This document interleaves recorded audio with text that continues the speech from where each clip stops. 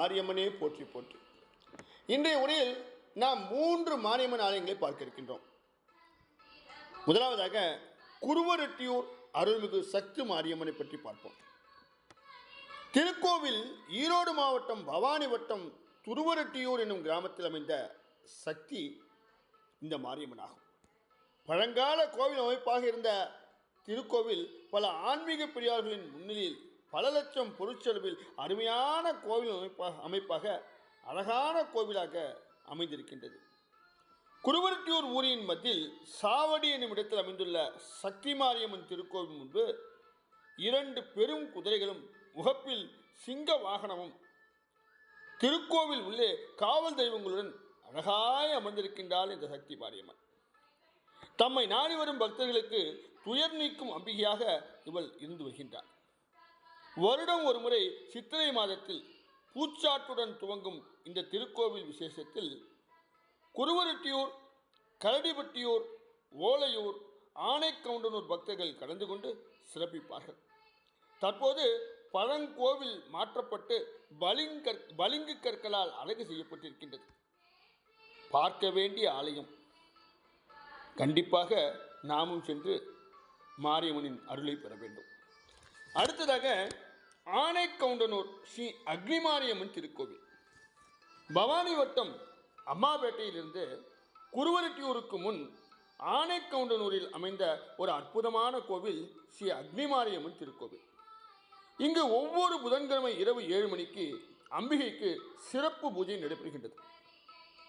2 வருடத்திற்கு ஒரு முறை வைகாசி மாத திருவிழாவில் ஏராளமான மக்கள்கள் கலந்து கொள்கின்றார்கள். பக்தர்கள் பலரும் வேண்டுதல் நிறைவேறி ஆடுகள் வெட்டி நேர்த்திக்கடனை நிறைவு செய்வார்கள். திருவிழா அன்று இரவு பிரம்மாண்ட வான வேடிக்கை நடைபெறும். திருவிழா முடிந்த 2ஆம் நாள் நிகழ்ச்சியாக கம்பம் பிடுங்கும் நிகழ்ச்சி நடைபெறுகின்றது.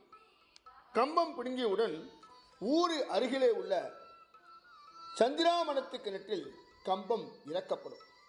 இதன் அருகில் உள்ள சக்தி விநாயகர் கோவில் மிகவும் பிரசித்தி பெற்றது. ஆலயத்தின் அருகில் பிரம்மாண்ட ஆலமரம் அமைந்திருக்கின்றது.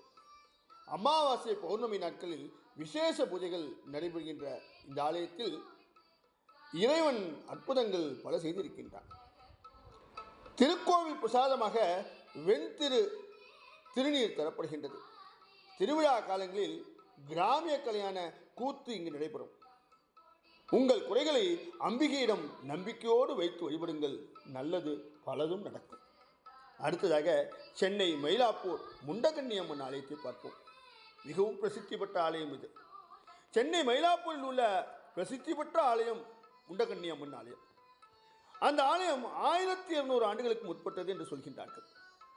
முண்டகன்னியம்மனை சப்த கன்னிகைகளில் ஒன்றானவர் எனவும் ரேணுகாதேவியின் அவதாரம் எனவும் நம்புகின்றார்கள். ரேணுகாதேவி மாரியம்மன்களில் ஒருவராக கருதப்படுபவர். எல்லா மாரியம்மன் ஆலயங்களைப் போல இங்கும் நாக வழிபாடு விசேஷமாக இருக்கின்றது. ஆலய சன்னதிக்கு பின்னால் பெரிய ஆலமரமும் அதன் அடியில் நாகங்களின் உருவங்களும் இருக்கின்றன. நாகதோஷம் உள்ளவர்கள் அங்கு சென்று அங்குள்ள பலவிதமான நாகத்துக்கும் அந்த ஆலமரத்துக்கும் மற்றும் அங்குள்ள பாம்பு புற்றுக்கும் பால் ஊற்றி அபிஷேகம் செய்து வழிபட்டால் நாகதோஷங்கள் விலகும் என்பது ஐதீகமாக இருக்கின்றது. பொதுவாகவே முண்டகன்னி அம்மன் என்றால் பெரிய கண்களை பெற்றவள் என்றும் தாமரை என்றும் அர்த்தம் உண்டு. அதற்கு ஏற்றாற் போலவே ஆலயத்தில் உள்ள தேவியின் கண்களும் பெரியதாகவே இருக்கின்றன. அம்மன் மிகவும் சக்தி மிக்கவளாக இருக்கின்றாள் என்பது அங்கு வரும் கூட்டத்தை பார்த்தாலே நமக்கு புரிகின்றது.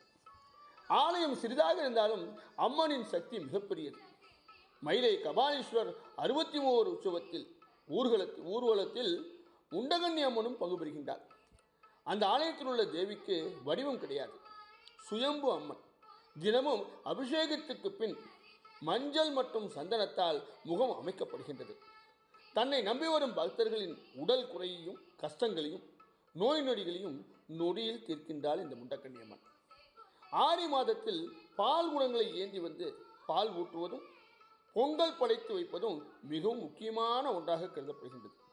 நவராத்திரியும் இங்கு விமர்சையாக கொண்டாடப்படுகின்றது. இந்த 3 ஆலயங்களை நாம் பார்த்து பல விஷயங்களை பற்றி தெரிந்து கொண்டிருப்போம். சிலர் இந்த ஆலயங்களுக்கு எல்லாம் சென்றிருப்பார்கள்.